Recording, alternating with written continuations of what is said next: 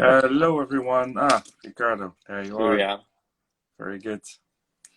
So we'll just wait a few minutes for some people to drop in. But welcome everybody. Today we're starting a new season, Cellar Talks. So we are in season 4 now, and actually we're starting off in sunny Italy, I would say, but I don't know how sunny it is.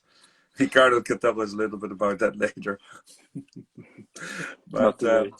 we're going to go to the north in Italy and Friuli. But Riccardo is our guest, and we're going to talk with him about the winery, Spolert, and the region. So while people are dropping in, just one note, a reminder for those of you that are new. We do the recording of the show, so afterwards you can watch back the whole interview. Plus, we also have the option to take questions. So if you have any questions, you can type them in the bottom in the chats, or preferably in the box with the question mark, because then it's easier for us to track. And if we can answer them during the live, then we do it. Otherwise, at the end, we will do it as well. Thank you very much for joining us, Riccardo. Thank you. And well, to come back to my question, how sunny is Italy these days? So and so, let me say, It, it has been a very rainy weekend, and today we saw again the sun for a few minutes, but tomorrow will be wonderful. Will be wonderful tomorrow. okay, so it's every day is up or down a little bit.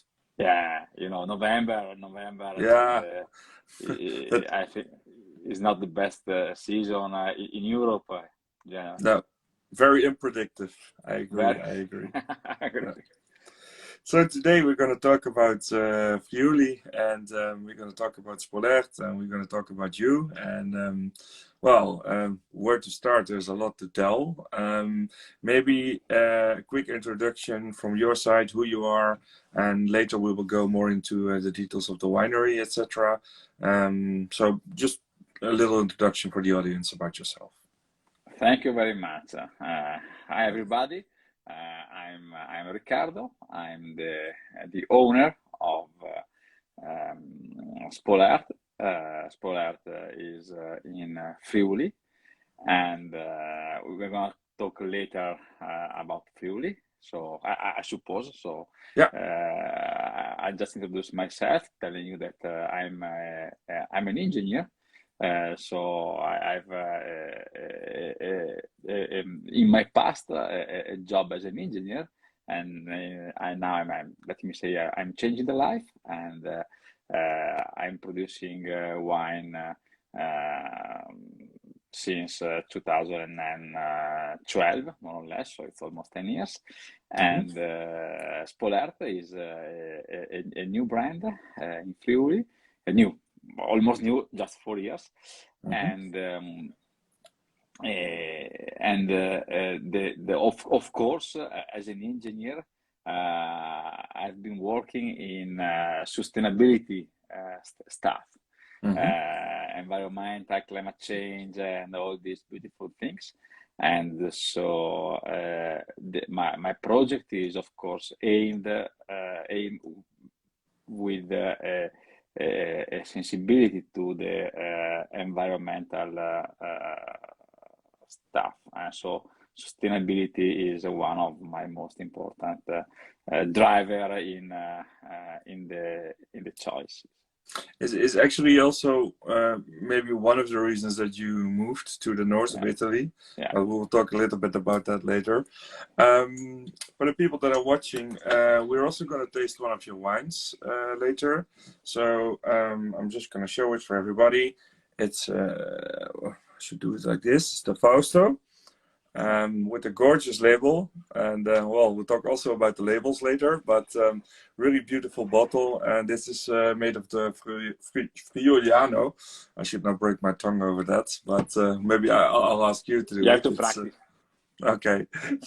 It's 100% Friulano, and that's one of the indigenous grapes that you work with, because and maybe not all, but I think most of your wines are with the indigenous grapes from the north and from the region.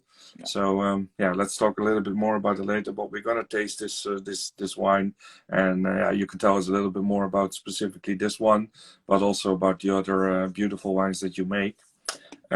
Before we go into the winery and the wines and the grapes that you guys have, maybe tell us a little bit about the background, how you ended up in the north of Italy in the Friuli region. Yeah, Friuli region is in the northeast part of Italy. Sometimes when we are abroad, we have to say. We have to say close to Venice, because it's This not people so know. it's not so well known, that region, but it's a very important region in Italy, and it's a wonderful region. It's a wonderful region because you have everything in 1 hour by car. It means that you have a beautiful mountain, you have the Alps, Dolomiti, you have the sea, you have Grado, you have Lignano, you have flatlands, and you have hills. And that is very important to say this, because the wine produced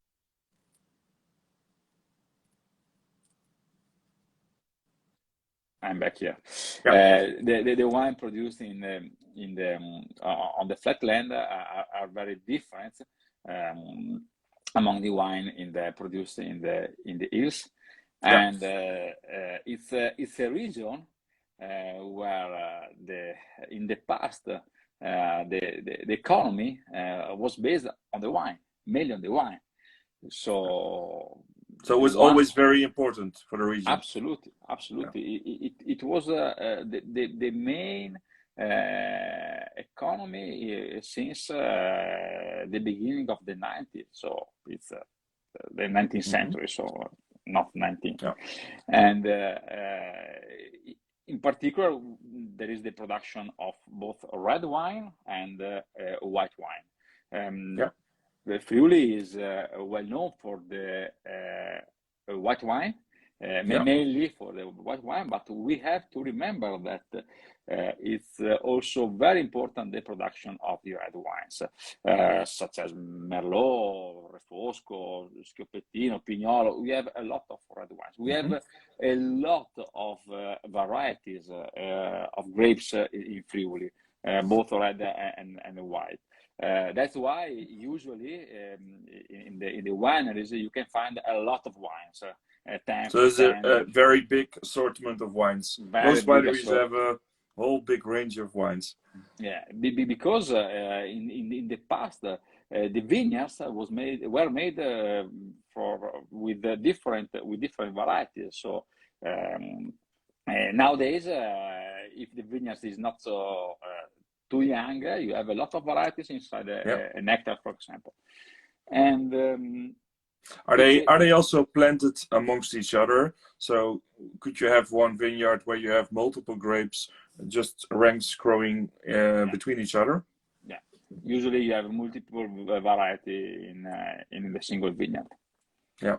And but I want to remember to our friend that Friuli is also important for the history because of two reasons.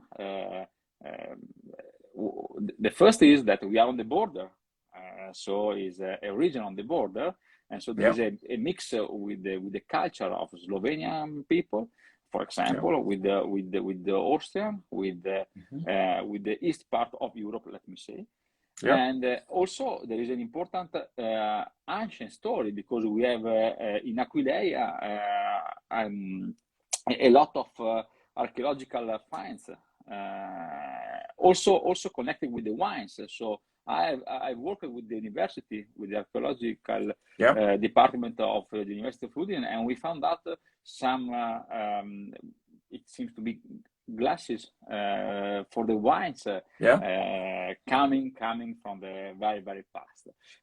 In your estate, in your vineyards, in the grounds, you mean? You found them, or? No, 20 kilometers far. So Yeah, in the region. in the region, yeah, in the region. All those finds are close to the sea, because in the past, the most of the cities, the villas were For close the to the sea. trades.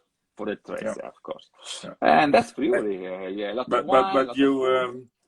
So what I heard, but correct me if I'm wrong. Obviously, I'm not from Friuli, but I do read some little bit. But what you see is that there was this moment in time during the not this century, but before, let's say, that the French grape varieties became more and more popular, and more or less they got planted by most wineries, and the indigenous grapes, they sort of less got snowed under a little bit, and they were not so popular anymore. And then that was quite a long time that you had a lot of, you mentioned Merlot, but there are also some others, Chardonnay and even others, that was like the main percentage of the grapes were French grapes in the region.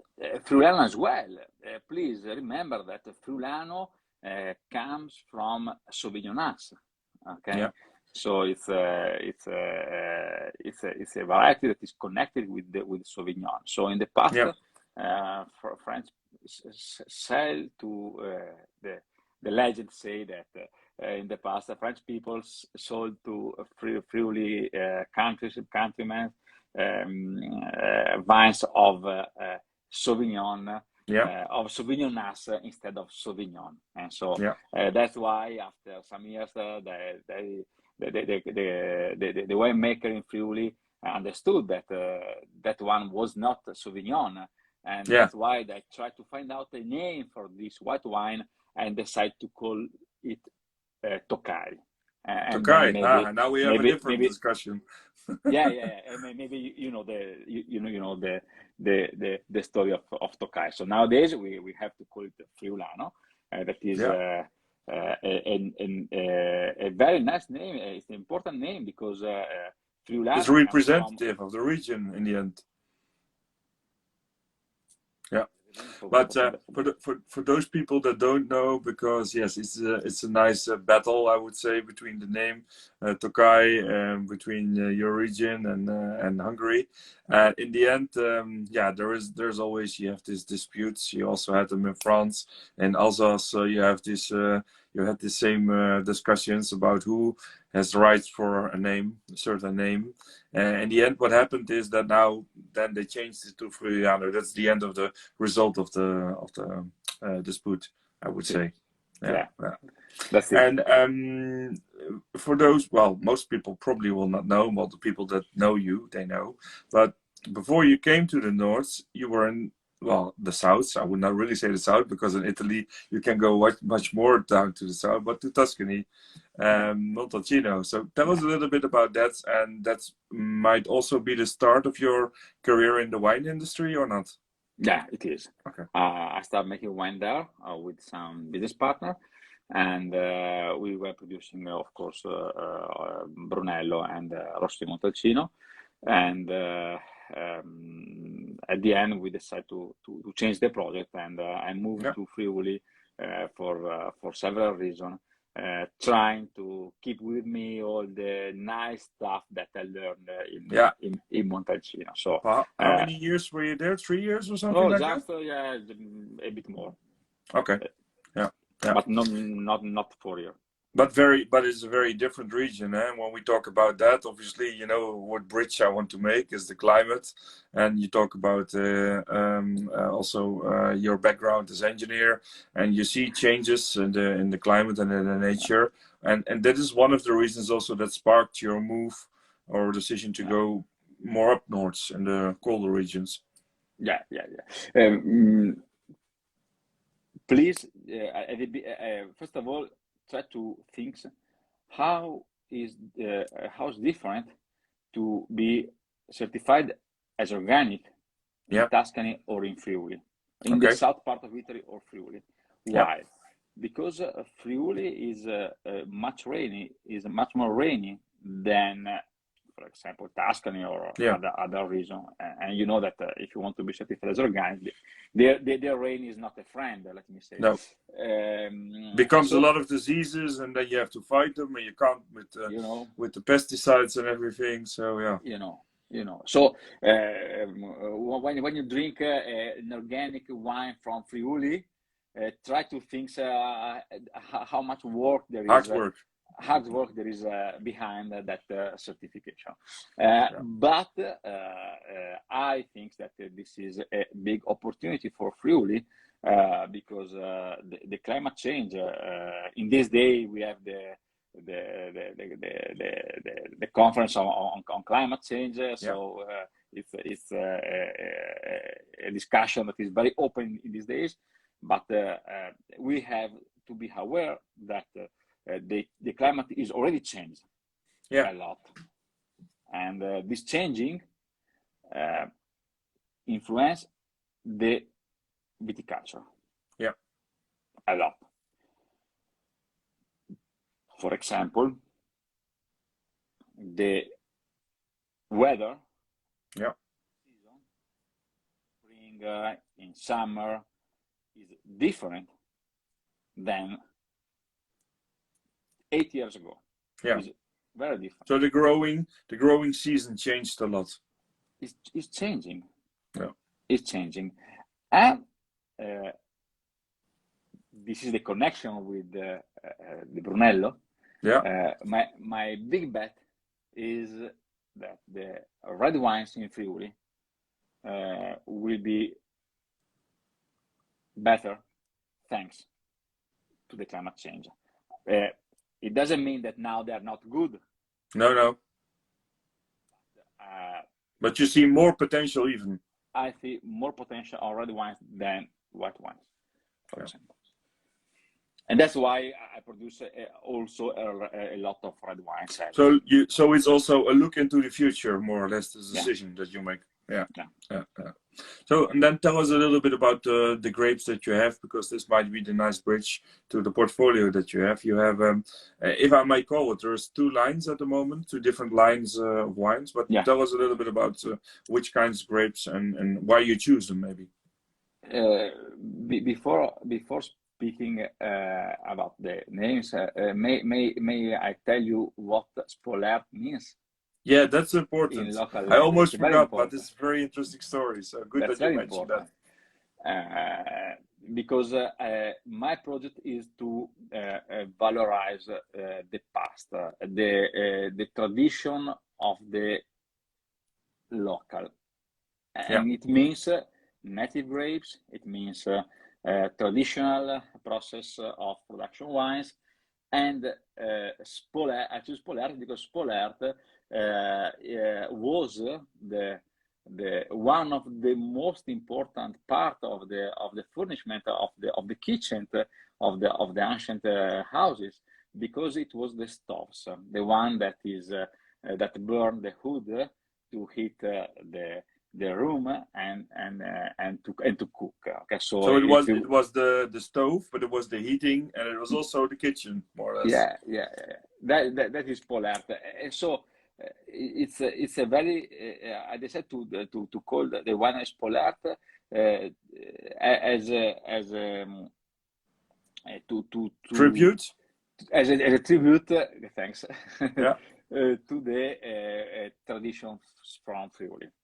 Okay. And then you said 2 things are very important. Well, there are more than 2 things, but in this keeping this alive, it's the grapes and it's the techniques. The techniques. But in the end, and maybe later we'll talk about that, you're not only using old techniques, you're also very innovative in, let's say, new techniques. So it's a combination of both there. A combination of both. Okay. But let's speak about the grapes and what we produce. So we produce the wines on the 2 lines of product.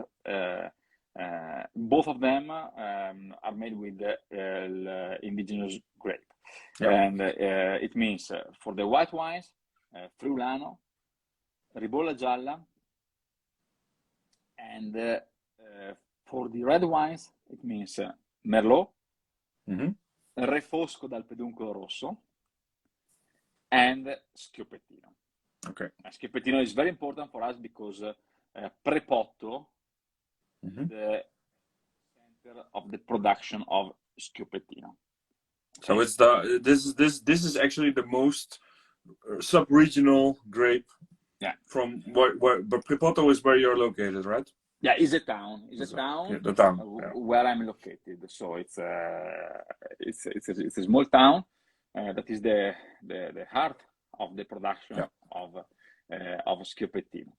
And so the other ones you named, they are really Friuli located mostly, but this one is really even more central in the in your own region. I would or in say your that, city. In our city, I would say that Schioppettino for the red wine is the most important wine that I produce. Okay. And the Friulano for the white, because are very typical, are native, are so part of the you have 2 white wines, 2 grapes for the white wines, and 3 for the red wines in summary. And then you have also two lines of wines, right? Yeah. 2 and lines. both have nice labels, very different labels, but both have nice labels. Maybe tell us a little bit by talking about the labels. Tell us a little bit about why you have these 2 lines, maybe. Yeah. The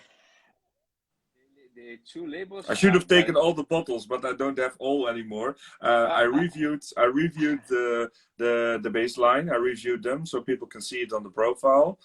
Today we're gonna drink the Fausto, is from the premium line, but also I had the pepper, so this will also be in the review later.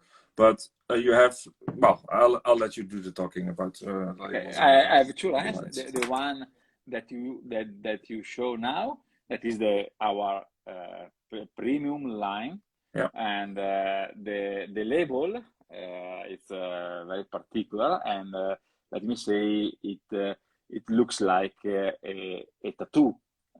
So there's something that you have on the skin, something that you have on you, on your skin. Very personal. This is a very personal label and a very personal wine. The other line has on the label some famous persons as a drawing of famous person, such as Albert Einstein on Friulano, Marilyn Monroe on Schioppettino. And there is a connection between the person, the wine, because they have the same character. Yeah. So you choose the person for his character that fits with the wine. Yeah. Okay. That's what we did. And who made the drawings? You made it yourself, or you hired somebody for that, or as a friend, or a friend of mine? A friend of mine. He's an artist, and we were having we were. You were drinking all the wines together. And you said we have to think about something here. We have to think about the label that is representative for what is this wine. We had a very, very hard night. I remember it very well. And we tasted a lot of wine that night to find out the right person, the identity, the right identity, of course, for the grapes, and but you don't have in both lines. It's not exactly the same grapes in every of the 2 lines, right? But it has to do with the maybe also the age of the vines and the process of the vineyards that you're also now rejuvenating and replanting, or not? Yeah, I would say that on the line with the famous person, you can taste. It means that they are very clear, very clean wine made with native grapes. Okay, so they're really a transporter of the region, the soil, the vineyard, the grape. So a winemaker influence straight wines. Yeah. The premium line, in the premium line you can taste Riccardo. Yeah, that is the signature of the winemaker. On top of it. On the top line, you can taste myself. So you can Okay. taste my character. You can taste how I see the wines, and in mainly in the top line, I try to use a traditional process for the production of wine, as for example in the Friulano that we are going to taste this evening. But does it mean that in your, maybe not for all, but I could imagine, and I remember for those I reviewed them, is that you use the stainless steel tanks more or less, because obviously stainless steel is one of the best methods to preserve the character as much as you can of the grape and keep it steel clean. tanks? Yeah. No, I don't use any steel tanks. So what do you use for those? I just use concrete tanks. Concrete, yeah. But no oak for sure. But no oak for sure there. Not oak for sure on those wines. And try to imagine old tanks, because we renewed old tanks from the 70s.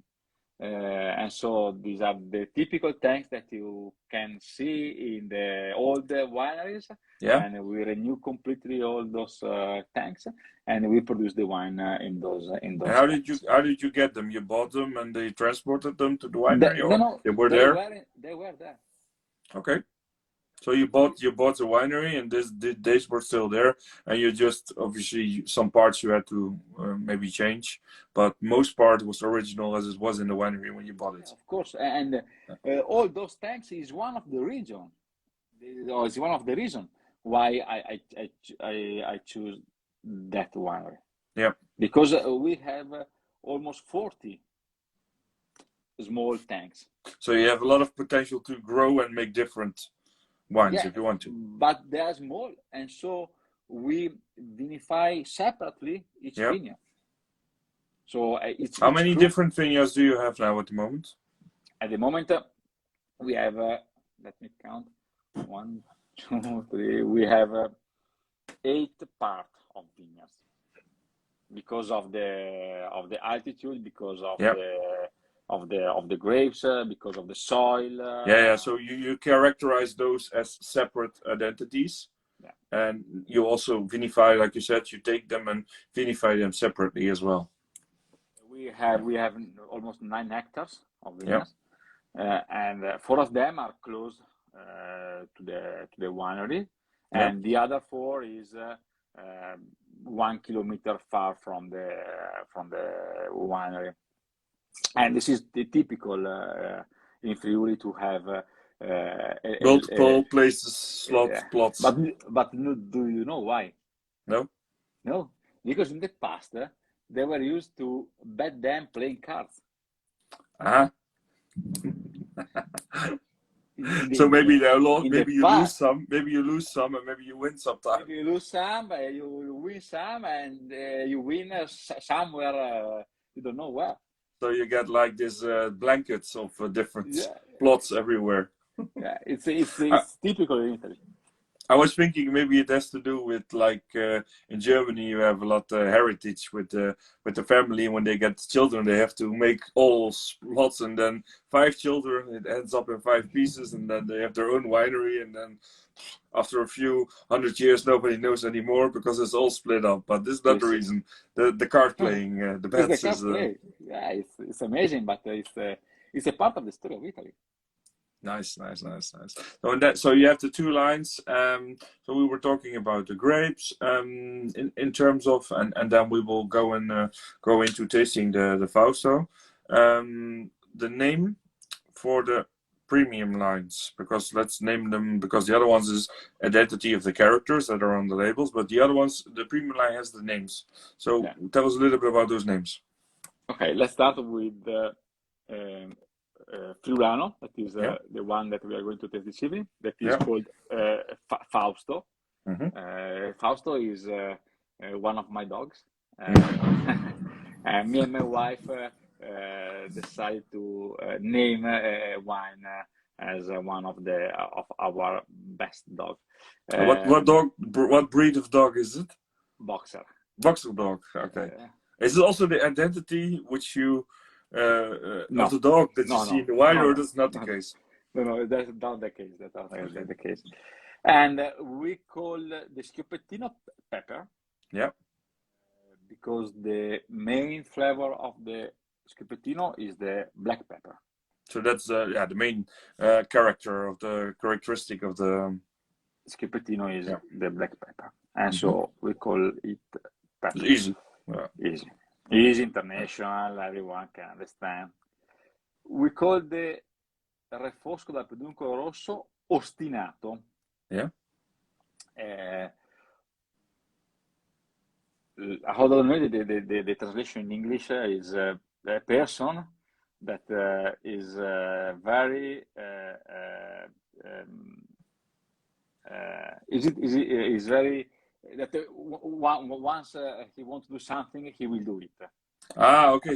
Stubborn, you mean? You mean when they have your mind to it, they will not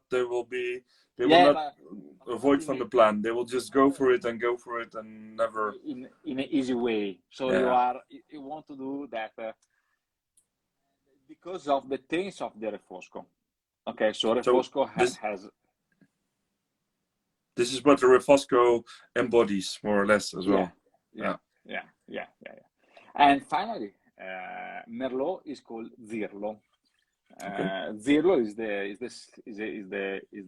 is the sing of a bird that in Italy is called merlo. Okay. That is the black bird with the orange. So it's a nice link from the bird to the grape. Yeah. So the Zirlo is the sing of this kind of bird. Nice. So those four, they have a very different link to the name of their wines. It's not like the other ones where you have very much on the character. This is a very different story. Okay, let's start drinking some of this great wine. So it's the Fausto 2018 I have here. I don't know if you have the same vintage, but let's. I will let you do the talking. Tell us a little bit about how the wine is made and what the characteristic is of the wine that we're drinking now. Okay, so now we are tasting a 2018. 2018, it means that Friulano is a white wine that can be aged for 4 years. Not a lot of years, but for some years. And this is the traditional wine process of the wines, because we vinify a white wine as a red wine. Okay. So just take the grapes, the acid, and squeeze them and leave them on the mousse on the lees. Okay. So the whole bunch. The oil. After 4 or 5 days of maceration on the skins, we take out the mousse and we finish the fermentation in concrete tanks. At the end of the fermentation, we age this wine for a few months in amphora. Okay. We use a lot of amphoras. Okay. Why did you particularly use that? Because they are not 100% clay, but they are 50% ceramic and 50% clay. It means that the oxygenation is very, very slow. Okay. Is lower than wood. Okay. It is completely different than the one in the clay amphoras. That is very fast. Yeah. I use this kind of amphoras because they amplify the characteristics of the variety. Okay, so it's like a magnifying glass. You have the characteristic and it enlarges this. And it's the same, you see the color is for everybody, it's a gorgeous color, but this is also because of the maceration, you told us, and you keep it on the skins for quite some time. So that shows. Some days, 4, 5, 6, 7. It depends on the vintage. And after a few months of aging or maturation into this amphora, we bottle them. Okay, so we leave it in the bottle for at least 1 year. Okay, so it's a very long bottle aging. Well, the amphora aging is not that long; it's a few months. But the bottle aging is really where it makes the aging process continues there strong. You know, we don't have the same process every year. Yeah. Because it depends on the vintage. It depends on the weather. It depends on the grapes, on the maturity of the grapes. And so, for example, in 18, we leave just a few months in amphoras, but for the 19, we leave the wine in the amphora for 1 year and a half. Okay. Yeah. So it depends on the vintage. Now the wine is ready to be drink. And so you would say, sorry to interrupt you, but you say it is a wine that develops in the first 3 to 5 years still, but it's not a wine that you should particularly keep longer than 5 years.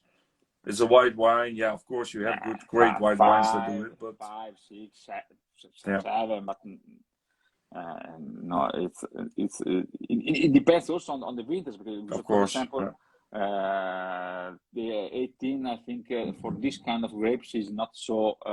It doesn't have a so long life. Okay. Okay. So, 19, for example, for this kind of wine is much longer than 18. Yeah. And so it depends. That's the process of making the Fausto. You know, it is an artisan wine. So it is different year by year, depending on a lot of stuff. And this is Fausto. Fausto is 100% Friulano. Cheers. Yes. Is 100% Friulano. It's not a common Friulano because of this process of this aging in the amphora. And you can feel something that usually you don't feel in Friulano. For example, at the nose, you have this feeling of, for example, of celery. You have this feeling after, for example, after half an hour, you have this hazelnut. Yeah. And you can feel a small aromatic plants. Okay, that is typical of a Friulano that is evolving. Yeah. Okay. So it's a wine that when you keep it in the glass, during the time it's in the glass, they get a different phase of aromas opening up. Absolutely. And so also like a lot of wines, most people that don't drink that often different grapes, not too cold, because it's a shame you lose all the nice aromas and development. That's what I was saying. It's a very complex nose. Yeah, you have a lot of aromas. I agree. You don't have to drink it too cold, otherwise you lose them completely. In the mouth is fresh. Yeah, is fresh. Please consider that freshness and minerality are the main characteristics of the wine from our area. Because of minerality, because of the soil, of course, we have this particular soil that is called Ponca in Friuli, that is a kind of marne, and this freshness thanks also to the climate, because we have a lot of difference of temperature between the night, and because it's a fresh area, so we have high acidity in the wines. This is 12.5 alcohol degrees. Yeah. So the nice thing is it's both. It's still an easy drinking wine, but it's not a boring wine. Absolutely not. It's the opposite. There's a lot of layers and flavors to offer.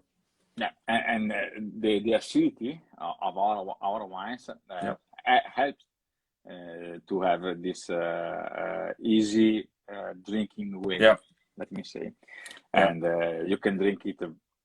You can drink a bottle without any problem. Without any problem.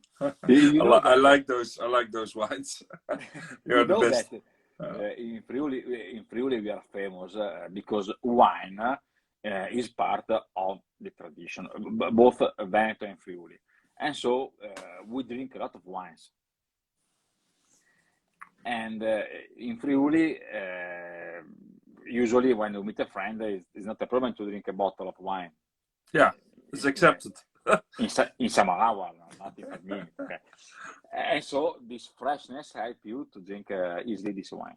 Otherwise, it would be too difficult to maintain this habit of doing this all the time. And what's nice, you use the wax for this line. Is there any reason behind, besides the aesthetic reason, because it's beautiful, but maybe some other reason that you do it? I want to be honest with you. Yeah. We will see. Okay. It means that the wax reduce the oxygenation. Yeah. Because the cork work less than without wax. True. How many years of this wine longer? Who knows? So we lost the audio for 1 minute. So you were saying that it's about the oxidation of the wine. Yeah, but which is the real effects of this wax on this wine? Yeah, we don't know. We will see. Yeah, but it's logical because you started now 3-4 years ago. You said something like this. 4. Yeah. So how do you know on the long term what is the effect?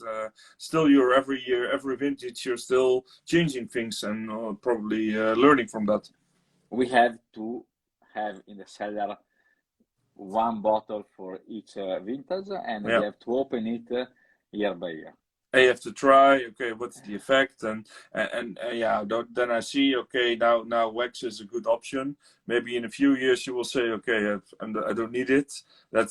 I go without it. It's but it looks nice as well. But it looks nice. Yeah.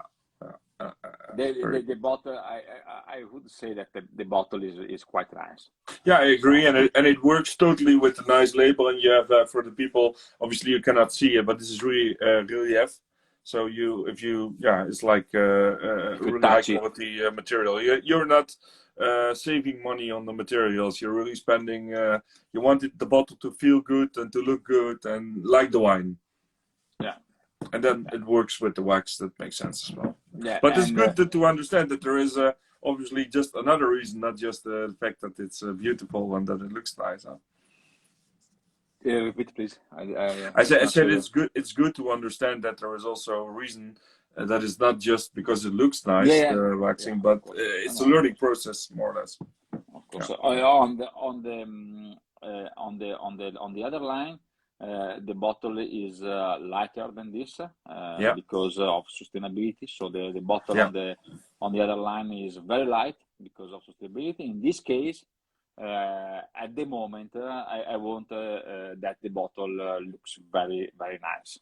Yeah, that's why I chose that kind of. Obviously you have a different process.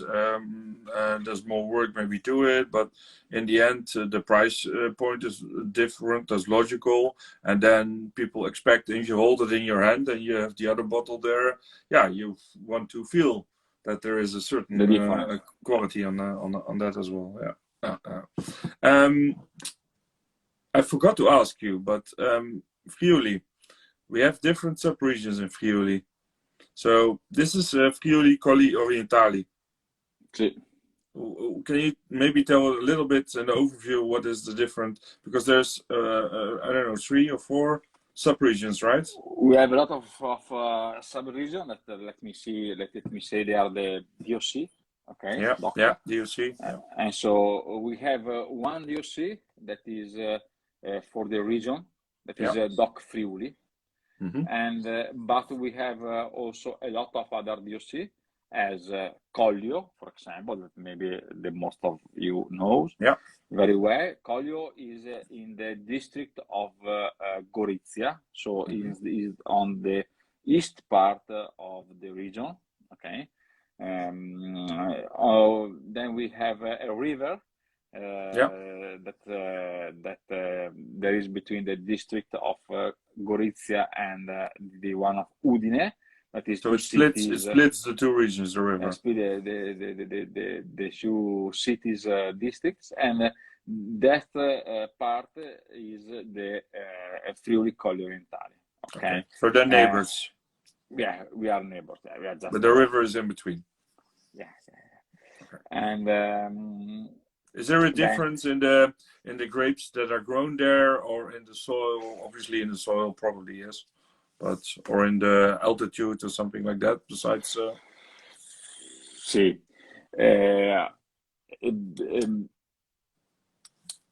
from the point of view, from a general point of view, yeah, we are one close to each other. We produce more or less the same grapes, but if you go deeply to the wines, we can see a lot of differences, because the soil is the same, but is not really the same. And so you have different exposition to the sun, and because you have a different tradition in the production of wine. Please try to think for a while to the Ribolla Gialla from Collio, so to the orange wine. Ribolla Gialla, sorry, Ribolla Gialla made as an orange wine is the same grapes that we have in Friuli Colli Orientali, but it's almost the same. But the production process is completely different. Yeah, because I remember I had it was a sparkling Ribolla Gialla from Friuli, but I look for it in the meanwhile. But before going into that, I think you're also making or planning to make a sparkling. You know, your importer in Holland told me this, obviously. Otherwise, I could not have known. It's not on the website or something, but you're doing the process here. Maybe I put you on the spot now here. If I remember well, he tasted something. He was there recently, yeah? Yeah, you know. Did he work hard, or did he not just drink wine? I think you saw the picture. Yeah, but everybody can make a picture. It's no, trust me. As soon as he arrived in my winery, we were harvesting, so we were in the. There was no escaping. And so I go, come here and harvest, and he harvested with us. He's a nice guy. I mean, I can make jokes about it. He's a really great guy, and he puts the sleeves, he pulls them up, and he just starts helping you and working together. That's true. That's true. So about the sparkling, sorry. The sparkling, it will be a champenoise method. It will be 80% Chardonnay, 20% Pinot Noir. Yeah. It will be ready in 5 years, I guess, 4 or 5 years. It depends. And I will age the wine in amphora as well. So it will be the first champenoise made with amphora. And this is your own grapes, or you're sourcing the grapes? No, it's my grapes. But so you have 2 additional. So you also have Chardonnay and Pinot. Yeah, these vineyards are 4 years old. So we harvest for the first time this year. So when you came there straight away, you decided you plant some, so in a few years you could use it. Just for the personal consumption. Yeah. But then, okay, the personal hobby or preference becomes maybe a good product, and you know how it goes, huh? Your passion is in it, so it must be success. We hope. And there is I also have a vineyard of Malvasia. Okay. Malvasia as well. Malvasia Istriana, we will taste it in a couple of years. That's nice. It was a Ribolla Gialla from Perugini. You know him? You know the Yeah, winery? very Yeah, well. yeah, yeah. Did you That's like it? nice. Yeah, it's a Yeah, good one. but they are. Are they? Yeah, they are in Colli, not Colli Orientali, or Colli. Let me check. I don't remember. I was thinking. Oh, it's Colli Orientali. I think they're in the same DOC. Yeah. It's Colorentale. It's Colorentale. But it's nice to see that you have a big history, like you said, in the region with families, and See, also very old family winemaker families there still that now are also really investing in getting those indigenous grapes back on the stage, more or less. I think that each person from Friuli own at least a hectare of vineyards. Yeah, that's nice.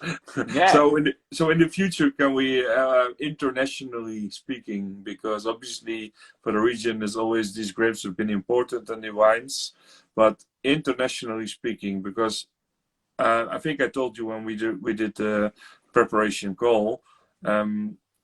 A lot of times when I let people taste the Schioppettino or even the Refosco is even more unknown, but those two are quite unknown. Now you see the Friuliano is becoming a little bit more known, but those other ones, I mean, normally I try let them taste it. I don't tell them what it is. Most people like it. There's almost nobody that says I don't like it. Then I tell them what is the grape where it comes from. Nobody knows. So in the image, obviously, internationally speaking, it's not that easy. But how do you see the future for that? Because you do export as well. yeah. Export is very important for me. Yeah.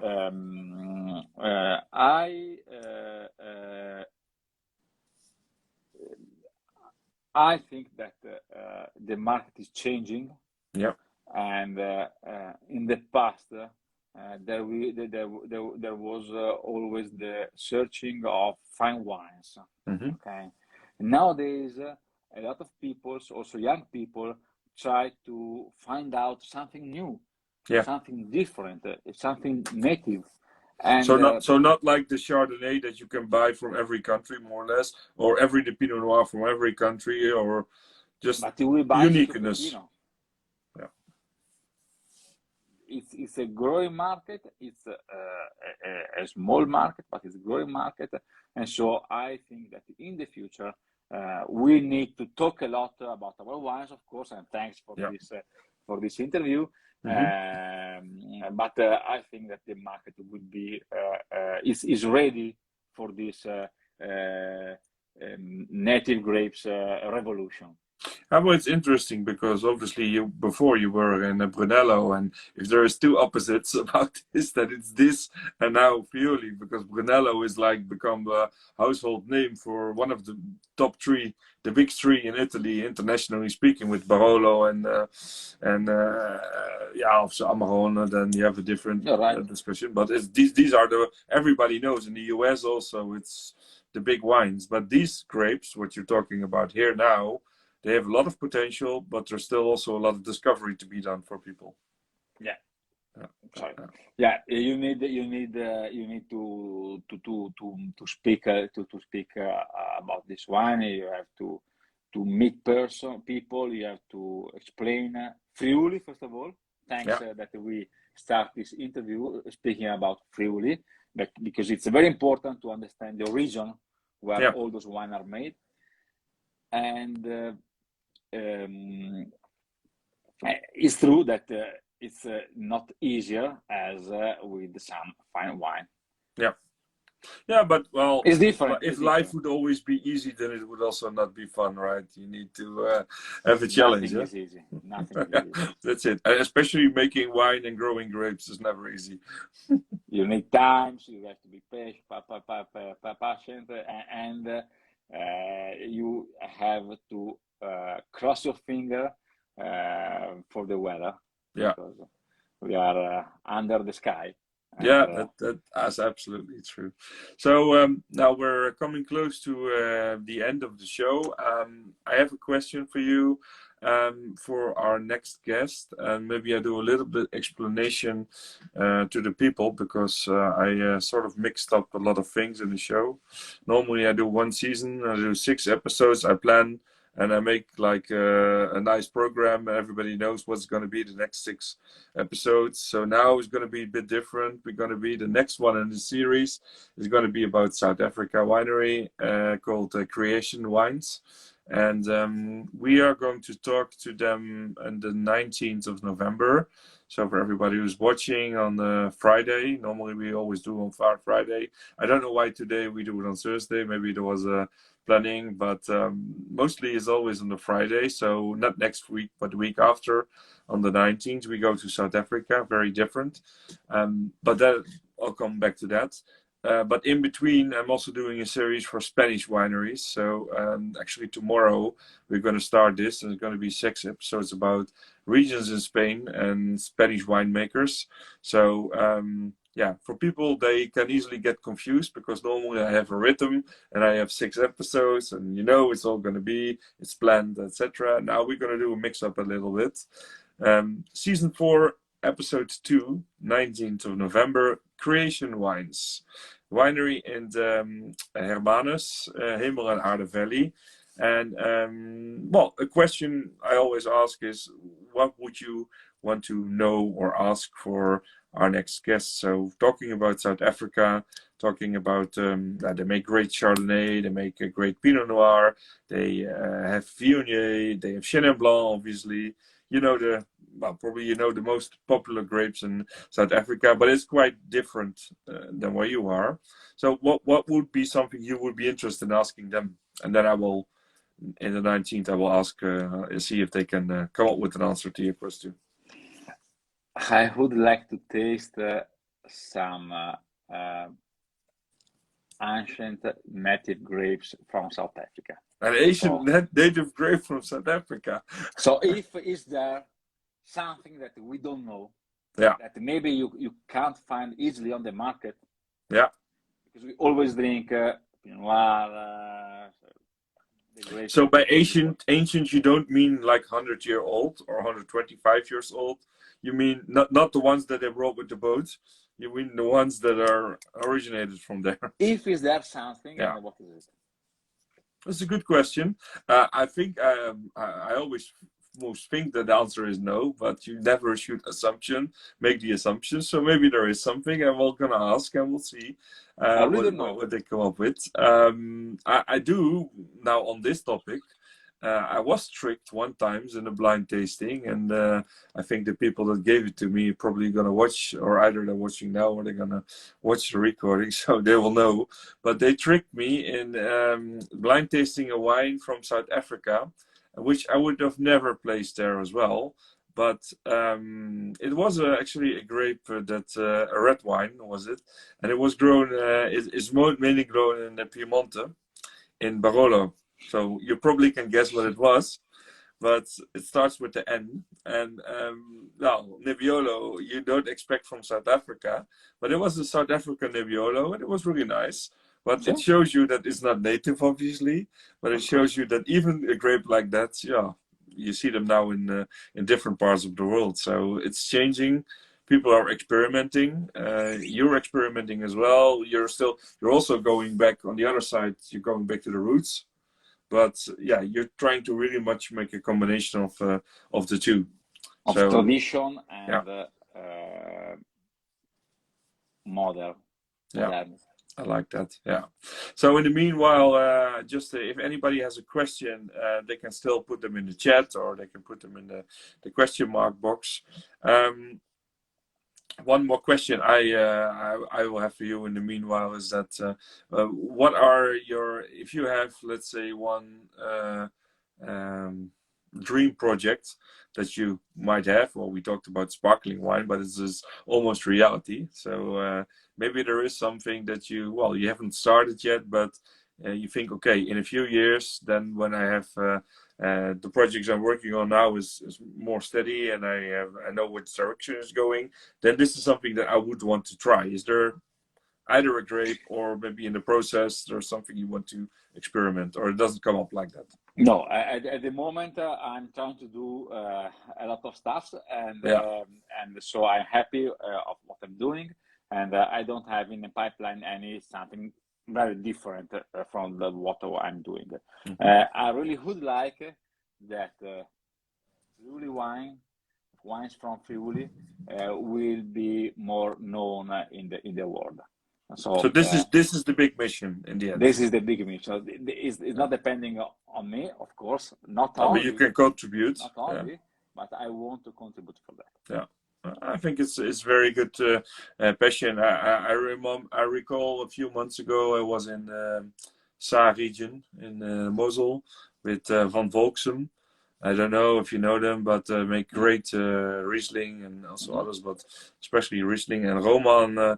I was talking with him, and we were there. He was showing us around, and he said, "My mission is to bring Riesling back to what it was before, let's say, the First World War, because for those who know and know a little bit about history and about wine, Riesling was at one moment, the biggest wine grape of the world.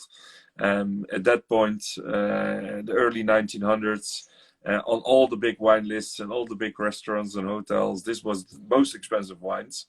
And not from Burgundy, not from Bordeaux, but Riesling it was. And he says, okay, we lost this, and now we are building a brand again, and it's become more popular. But I want to bring it back to what it was in the glory days. So it's also not something you can do on your own, but you really can make an effort to do it. So I hear the same passion for you about Friuli and about the grapes there. And I think that's very admirable, because people always need to have a very big goal. It's easy to have smaller goals. It's good because then you see progress and projects. You can have a stop and a start and a stop. But there needs to be a big goal at the finish line where you say, okay, this is where it needs to end. Redirection. One question that I also had was regarding to the export. What is the countries that you're now exporting to, and also maybe for the future what you're looking into? Because when we talk about bringing the region into the world, obviously that export plays a big role in that. At the moment, I'm selling all my wine in Holland. No, all my wine. I'm exporting in North Europe. I'm exporting in North America. Yeah. I'm not exporting in Asia. Okay. And so one of the projects for the next future is to start exporting in Asia, for example. Yeah. Asia, it means the east part of the world. So Japan, Singapore, Hong Kong, not only China, for example. But I'm producing at the moment 25,000 bottles per year. So. Yeah, it's about the volume, obviously. Yeah, you cannot put it everywhere. Everywhere. But it would be. I would like to have a flag in a lot of. So you have this. Your office, you have the big map at the wall with the pins on it, and that's where you want to put them all. I like it. Good. Middle East, somebody says. Okay, that would be nice. I mean, obviously they don't have indigenous grapes in the Middle East. Well, maybe all Middle East is a big country, because I know that in the northern parts there might be some nice examples. But Middle East is an export market you don't hear a lot. But obviously a lot of people that have good taste, or at least good money, that would want to try these wines. That could also be a nice option. Good. Why not? Do you have a final question or a remark before we close the session for today? No, I invite all of you to come in Friuli next spring. Think about when you come, guys, because if you come in the harvest time, Jorik will tell you have to come and help with the harvest, which is not bad, but just remember that you bring your working clothes and not just your suit. Yeah. But this spring we are not harvesting, so you are no, spring is good. That's safe. To visit us and spend time in this wonderful region. Yeah, totally. It's on my list And now short list, not long list, but short list of holiday destinations because of the great nature. And also, like you said, it's very close to everything. So you can just in an hour, you can drive to the sea or you can go into the mountains and you have the nice hills and you've got the great wines. So no discussion about that. I would like to thank you very much, Riccardo. And for the people watching, we will have a review of the. I will post a review of the Fausto that we tasted today, the 2018. Excellent wine, and also later in due time, I will post for the pepper, which is also obviously one of the great wines, but one of the red wines. And for the rest, on the 19th, we will be back with the South Africa episode. So I will ask them about the original grapes that they have. Yeah, indigenous grapes. And tomorrow, for those that are not tired yet, tomorrow we're going to go into Spain. We have the introduction episode for Grande Pagos España, association for wineries that really are into the origin wine. So not orange, but origin in the single vineyard principles and really expressions of the terroir and of the climate. So there's a great association of winemakers, and we're going to do 6 episodes. We're going to do a tour to Spain.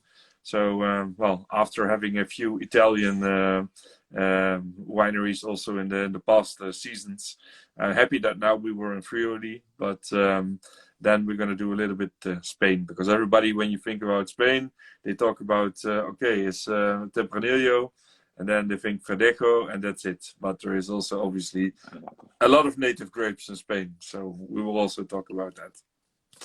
Thank you very much, Riccardo. Have a nice evening, and well, I look forward to drinking a lot more of your great wines, and well, and also to visit obviously you at the winery. You're welcome. Okay, thank you very much, and Ciao. thank you everybody for watching. Thank you. Bye bye. Ciao, ciao.